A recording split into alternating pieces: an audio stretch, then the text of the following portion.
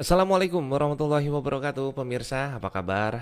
Ketemu lagi bersama saya Dirga Dadali. Ya, tentunya di sini saya ucapkan pertama yaitu doa-doa yang indah untuk teman-teman. Semoga diberkahi oleh Allah Subhanahu wa taala dan tentunya selalu dalam keberkahan Allah Subhanahu wa taala. Amin. Salam VTubers Indonesia. Ya, mungkin teman-teman kaget nih, kok Bang Dirga nih ngapain gabung di VTube? Ini lumayan, Bro. Saya kasih tahu sama teman-teman ya. Dan ini adalah salah satu peluang bisnis di mana pandemi corona ini sedang melanda dan mungkin kalian juga bisa join gratis ya. Tapi kalau kalian sudah memulai memahaminya, kalian boleh anggap aplikasi ini sebagai aplikasi investasi yang juga bisa kalian berdagang ya di aplikasi ini tentunya dengan yang disuguhkan oleh VTube ini exchange counter di mana di situ kalian bisa bertransaksi dengan aman dan tentunya dinaungi oleh hukum juga ya. Oke, kalau kita lihat ada foto di sebelah saya ini bapak-bapak. Awalnya saya nggak tahu ini siapa nih orang. Ya, ini pasti para VTubers yang lama ini pasti kenal sama bapak-bapak ini ya. Jadi bapak-bapak ini namanya itu Chandra Teja. Kalau saya ngelihat dari konten-konten YouTube-nya, dia ini selalu menghina konten ya, menghina konten VTube dan berbagai macam currency digital.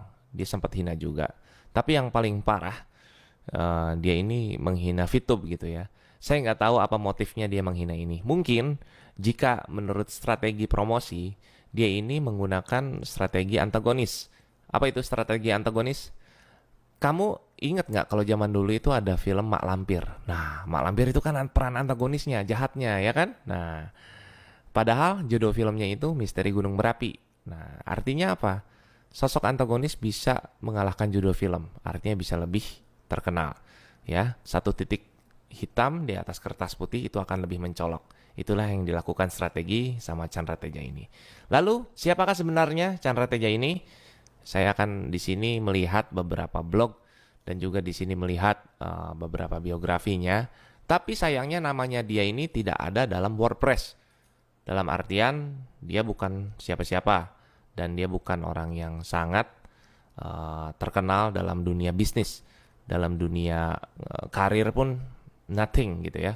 Jadi Chandra Teja ini anak pertama dari 3 bersaudara kelahiran Jakarta, 7 Januari 1965. Ini adalah seorang jemaat dan pelayan gereja GBI Rehoboth Muara Karang yang menjadi pebisnis konten Moving Bible. Moving Bible ini yang pertama kali katanya di Indonesia. Moving Bible mulai hadir sejak Juni 2004 oleh hasil pertemuan bisnis yang digelar oleh Chandra dan para pemimpin gereja kala itu. Pada umumnya, seseorang yang berprofesi sebagai pelayan sekaligus sebagai pebisnis dipandang negatif oleh masyarakat.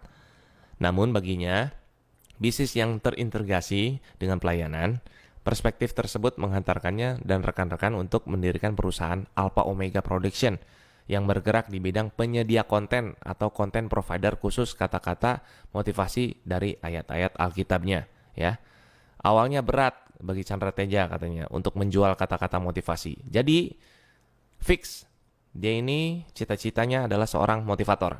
Oke, jika syarat-syarat menjadi seorang motivator itu harus dipercaya sama orang. Kedua, dari kehidupannya juga harus sukses ya. Ketiga, jadi bukan jadi motivator dulu terus sukses gitu. Enggak, bukan ya. Tapi sukses dulu baru jadi motivator. Itu yang benar ya. Oke, kalau kita lihat dia punya cita-cita pengen jadi motivator, kita lihat Instagramnya ya. Kita lihat dulu Instagramnya di sini. Oke, pengikutnya 3.475, mengikuti 1.131. Jadi dia ini mengaku-ngaku sebagai sekolahnya di mana? Di luar negeri katanya. Oh ya, baguslah ya kalau kayak gitu. Jadi dia juga cinta fotografi katanya itu kan.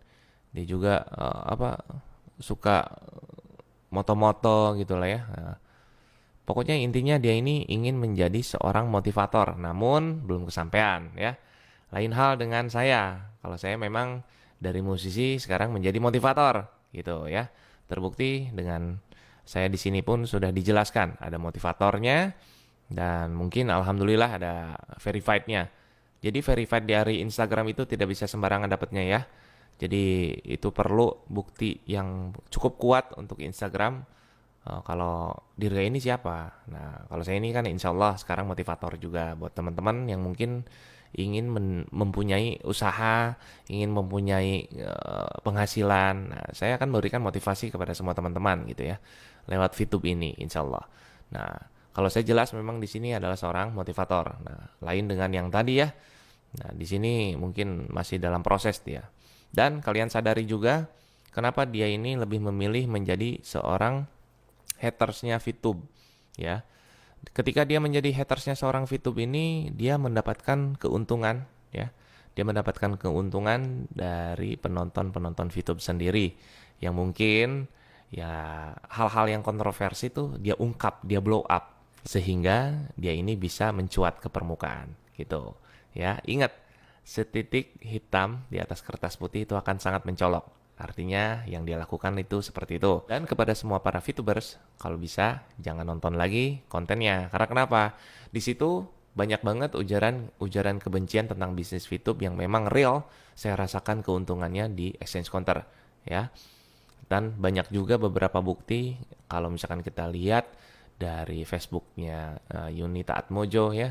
Di situ juga banyak kelihatan orang udah kebeli rumah, udah kebeli mobil, udah bisa menjual VIP sekian ratus juta dalam sebulan, dalam 40 hari. Itu kan adalah salah satu bukti. Jika dia terus nyinyir, maka VTubers akan terus membuktikan dengan semua bukti-bukti yang nyata lewat data. Jika memang benar-benar dia ini adalah motivator, dan dia ini benar-benar pebisnis yang handal, kenapa dia main YouTube? Ingat, main YouTube itu harus ngumpulin 1000 subscriber dan 4000 jam tayang. Dan itu pun baru gong pertama kamu memulai sebagai konten kreator. Oke, semoga Bapak tercapai menjadi seorang motivator dan semoga Instagramnya Checklist Biru. Assalamualaikum.